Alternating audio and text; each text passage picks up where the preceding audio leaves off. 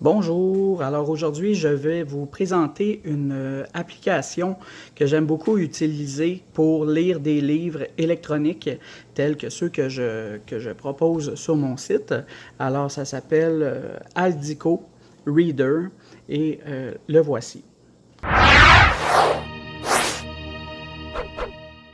Alors je clique sur cette application-là. Et ce qu'on voit, c'est notre bibliothèque, où est-ce qu'on a tous nos livres qu'on a importés dans notre application. Et là, je vais en ouvrir une. Et ce qu'on pourra faire avec cette application-là, on peut tout simplement se promener de gauche à droite dans le livre. Et puis, on peut surligner en plusieurs couleurs qu'on voudra. On pourrait prendre une autre couleur ici. Voilà. On pourrait partager une citation sur nos réseaux sociaux. On prend la citation et on vient tout simplement partager la citation sur nos médias sociaux. Voilà. Ensuite de ça, qu'est-ce qu'on peut faire? On peut se prendre des notes aussi. On peut s'inscrire un commentaire. Donc, on peut surligner un mot et se mettre une note. Donc, voir Benoît XVI sur le même sujet. Voilà. C'est tous des exemples que je vous donne, là. Ça n'a pas rapport avec Benoît XVI, là, mais bon. L'idée, c'est de vous montrer qu'est-ce qu'on peut faire avec cette application-là. Alors ici, on peut aller voir notre table des matières. Donc, on voit vraiment tous les titres. On peut cliquer directement sur les titres.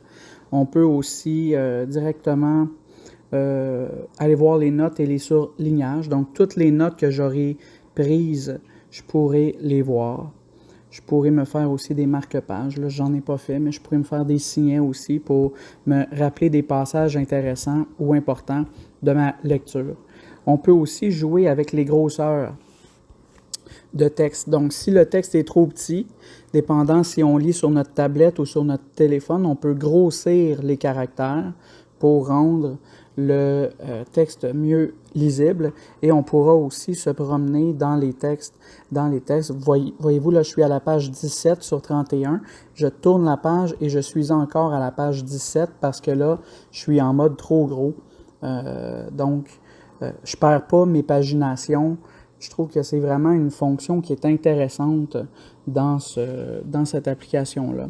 Une fonction aussi qui peut être bonne, mais moi je ne l'utilise pas, c'est de lire de façon... Donc, il y a une liseuse, mais c'est une liseuse un peu robotique. On peut en écouter un extrait.